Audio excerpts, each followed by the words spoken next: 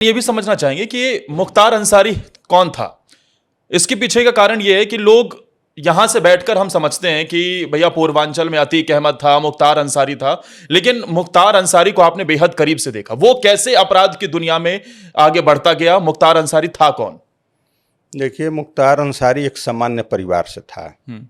उस पे आएंगे हम, आगे पूछेंगे आप तो कि बताया जाता है कि बड़े परिवार का था, फाटक था, जमींदार था। ऐसा कुछ नहीं था, सामान्य परिवार का था। क्रिकेट वगैरह खेलता था।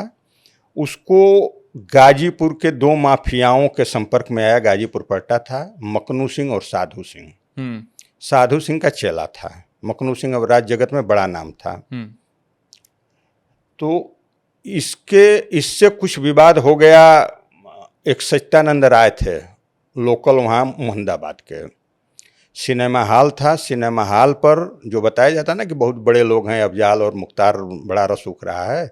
मुख्तार अंसारी वहाँ टिकट ब्लैक करता था उसी सिनेमा हॉल पर, और अफजाल अंसारी साइकिल स्टैंड का ठेका लेते, साइकिल खड़ा करवाते थे। यही हैसियत थी, आर्थिक स्थितियाँ ये थी इन लोगों की। जो बताया जाता है कि बहुत बड़ा नाम रहा और बड़े परिवार के रहे। इसके बाद साधु सिंह के सहयोग से पहली हत्या इन्होंने सच्चिदानंद राय की किया। उसके बाद से फिर ये अपराध जगत में चला गया, और इसकी कहीं कोई अपनी लड़ाई इस तरह की नहीं थी कि ये हत्यारा बने, अपराध जगत में जाए। न परिवार की थी न इसकी थी। यह शौकिया अपराध करना शुरू किया, नाम के लिए, पैसे के लिए, अपना रसूख बढ़ाने के लिए, और अपराध जगत में चला गया।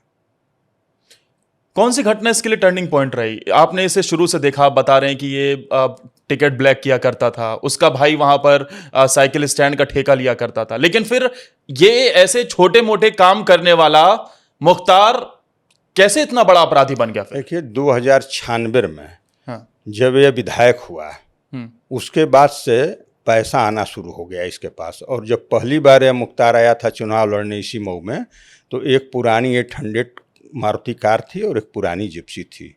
आज परिवार काफिलों से चलता है, अपने चलता रहा, अब तो आज है ही नहीं है। बेटा चलता है, पत्नी, बच्चे, भाई सब लोग काफिलों से चलते हैं। यही आर्थिक स्थिति थी। यह केवल अपराध जगत से लोगों को डरा कर, धमका कर, भाड़े पर हत्या करके, जमीनों को कब्जा करके, सरकारी ठेकों में दबंगई करके, इसी से इनके पास पैसा आया, और यह पैसा इनके पास आया। और मुख्तार की हैसियत यही थी। जब 96 में विधायक हुए, पहली बार आए, तो यही हैसियत थी। उसके बाद से इनका रसूख बढ़ता गया, पैसा बढ़ता गया, और अपराध का क्षेत्र बढ़ता गया। पंजाब से लेके, दिल्ली से लेके, बिहार से लेके, देश के बड़े बड़े जो शहर हैं, बॉम्बे से लेके कलकत्ता तक, इनका अपराध का क्षेत्र बढ़ता गया। क्या कोई आवाज़ उठाने वाला नहीं था उस इलाके में? देखिए, अगर कोई आवाज़ उठाता, 29 अगस्त 2009 को मेरे भाई की हत्या हुई। इसके पहले तमाम हत्याएं मुख्तार ने किया। हम एक व्यक्ति खड़ा हो जाए, मरना सबको है। मुख्तार भी मरा, अमर तो था नहीं। मरना हमको भी, मरना आपको भी। जब मौत आएगी तो मरना ही मरना है। लेकिन अगर अन्याय, अत्याचार के खिलाफ आप नहीं खड़ा हो पाते हैं, तो आपको मनुष्य जीवन में जन्म लेने का कोई अधिकार नहीं है। लेकर भी बेकार है, पशु के समान है। आप मुख्तार ने जितने अपराध किए, उसमें एक लोग खड़े हो गए होते। हम कहते हैं कि गोली नहीं चलानी, कानूनी लड़ाई हमने भी लड़ी, कानूनी लड़ाई लड़े होते, तो आज न मुख्तार, कभी का मुख्तार खत्म हो गया होता। और उससे बड़ा नुकसान हुआ अपने प्रदेश में। अन्य प्रदेश की बात तो नहीं कर सकते हैं, उत्तर प्रदेश की बात कर सकते हैं। युवा आकर्षित हुए अपराध के तरफ। इन लोगों की रॉबिन हुड की जो छवि दिखाई गई थी, कभी मीडिया दिखाती है, कभी लोगों में चर्चाएं रही, तो उससे युवा जो है वह अपराध की तरफ। यूपी जैसे राज्य में संभव कैसे हो रहा था? बिना राजनीतिक संरक्षण के तो संभव नहीं था। और जो बातें आप कह रहे हैं उस हिसाब से, चाहे अतीक का इतिहास देख लीजिए, चाहे आप मुख्तार का इतिहास देख लीजिए, समाजवादी पार्टी का डायरेक्ट रोल निकल कर सामने आता है। क्या सपा ने कहीं ना कहीं, सपा ही थी जिसने इन्हें बनाने का काम किया? देखिए, पहली बार मुख्तार को राजनीतिक संरक्षण मायावती जी ने दिया है। गाजीपुर जेल में बंद था, इसकी जमानत हुई। मायावती जी मुख्यमंत्री थी, आई बनारस, और इसको यहाँ से काफिले के साथ गया, वहाँ ज्वाइन करता, और उसको वाई श्रेणी की सुरक्षा दी जाती है। उस समय स्थिति थी सपा बसपा की गवर्नमेंटों में कि यह जिसको चाहता था वो डीएम होता था, जिसको चाहता था एसपी होता था मऊ जिले का। तो जब किसी अपराधी को इतना प्रशय मिलेगा, छोटा से छोटा हो, तो उसका दिमाग खराब होगा कि नहीं होगा? वही गाजीपुर जेल थी, जेल में पोखरा खुदवाए हुए थे। शाम को पोखरा मतलब तालाब। तालाब हाँ। तालाब उसमें मछली पड़ी थी। हम्म। 9 बजे रात के बाद इनकी पार्टियां शुरू होती थी जेल के अंदर। एक सप्ताह में एक दिन इनकी पत्नी जाती थी, गाड़ी सीधे इनके बैरक तक जाती थी। वहाँ के तत्कालीन डीएम थे के यादव जी, वो इनके साथ रात को बैडमिंटन खेलते थे जेल में जाकर।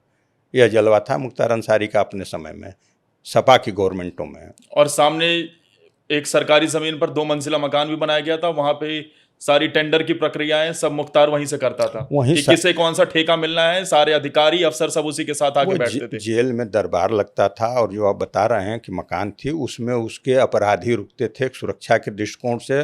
उसके जेल में अंदर 8 से 10 लोग बाहरी लोग रहते थे रात को और दिन में कोई पूछ। जब बीएसपी ने पहली बार इनको राजनीतिक संरक्षण दिया तो ये जेल से बाहर आया। उस समय स्थितियाँ थी कि जब ये चलते थे सब रोड पे, गाड़ियाँ गांव से इसके मोहम्मदाबाद से निकलती थी तो रोड खाली हो जाते थे। लाल कलर की गाड़ियाँ निकलती थी, 12-14 गाड़ी निकलती थी, हाथ में वाकी टाकी राइफल की नाल बाहर निकाल के ये लोग चलते थे। पूरा दहशत का माहौल था, और दहशत के माहौल से ही ये विधायक होते थे, सरकारों के संरक्षण से होते थे, ये विधायक होते थे। फिर सपा गवर्नमेंट आई। आपने भी देखा होगा कि जब अखिलेश यादव नाराज होकर एक बार अफजाल, मुख्तार और उनके साथ जो लोगों ने सहयोग किया सबको पार्टी से निकाल दिए थे, तो अफजाल ने कितना उल्टा सीधा बोला था। और अभी इनका बेटा बोला था कि जो अपने बाप का नहीं हुआ, जो अपने चाचा का नहीं, यही अब्बास बोला था, वह क्या होगा वो किसी दूसरे का क्या होगा। लेकिन उसके बाद भी राजनीतिक लाभ लेने के लिए यह लोग जाकर प्रचार किए, टिकट दिए और गले से गले मिलाकर साथ खड़े हैं यह लोग। और पार्टियों को इनकी जरूरत क्यों पड़ी थी? पार्टियों को उनको लगता था कि इनके वजह से इनके बिरादरी की वोट हमको मिलेंगे तो हमारी सरकार बनाने में आसानी होगी। ऐसा कुछ नहीं है। 17 में जब आपने तो सामने से चुनौती दी है उनके बेटे को। 17 में जब उत्तर प्रदेश में बीजेपी की गवर्नमेंट बनने से पहले जो चुनाव हुआ था उसमें बीजेपी ने मऊ की सीट गठबंधन में दे दिया था। वो अगर बीजेपी के लड़ता, कोई लड़ता, हम लड़ते, दूसरा लड़ता, हमको भी सिंबल दिया गया था, फिर बाद में समझौता में चल गए तो वापस करना पड़ा, तो वो चुनाव हम लोग जीत जाते हैं। वहीं मुख्तार का काम खत्म हो गया था, लेकिन गठबंधन में चला गया, चुनाव जीत गए कम अंतरों से। तो यह लोग केवल सरकार के बदौलत गुंडा हैं, और इन लोगों की यही स्थितियां हैं कि कभी भी सरकार जहां सर से हाथ उठाती है तो वही जैसे घुटने पर बैठ गए ना, व्हील चेयर पकड़ लेते हैं लोग। चाहे अतीक हो, चाहे मुख्तार हो, चाहे कोई बड़ा माफिया हो जो माफियागिरी करता रहा हो। पश्चिम उत्तर प्रदेश में आपने देखा होगा तमाम बड़े माफियाओं का सफाया कर दिया।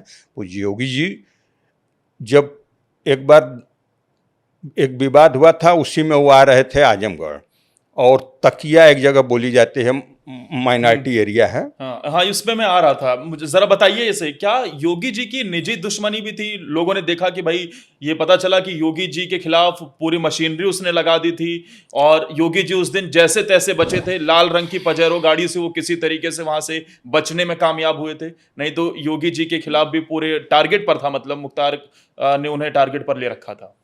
देखिए, जब मुख्तार का जमाना था तो कोई उसके खिलाफ आवाज़ नहीं उठाता था। 2009 से हम लोग लड़े खड़ा होकर, रोज दिन गिना जाता था कि आज मार दिए जाएंगे, कल मार दिए जाएंगे। वो कहता भी था कि उनकी गाड़ी निकली, हम क्रॉसिंग पे थे, हमारे लोग निकल गए, नहीं मरवा दिए होते। दबाव भी आया। तो योगी जी ही अकेले ऐसे व्यक्ति थे कि जिन्होंने उस समय भी विरोध किया था। और तकिया एक जगह बोलते हैं आजमगढ़ में, उनकी गाड़ी आ रही थी। इसको पहले से पता था कि इनका काफिला आगे, क्योंकि चलते थे तो प्रशासन को सूचना हो जाती थी। और उस समय प्रशासन में इन्हीं के लोग बैठे थे, वो तो सबका लोकेशन निकलवा लेता था आपके मोबाइल से कि आप किधर जा रहे हैं, कहाँ जा रहे हैं। उस समय योगी जी सांसद थे। हाँ, योगी जी सांसद थे। तो वहाँ घेर के इसने चाहा कि दंगे का स्वरूप देकर यहीं योगी जी को मरवा दें, लेकिन जाको राखे साइयाँ, प्रशासन पे आया, योगी जी वहाँ से दूसरे गाड़ी में बैठकर निकल गए।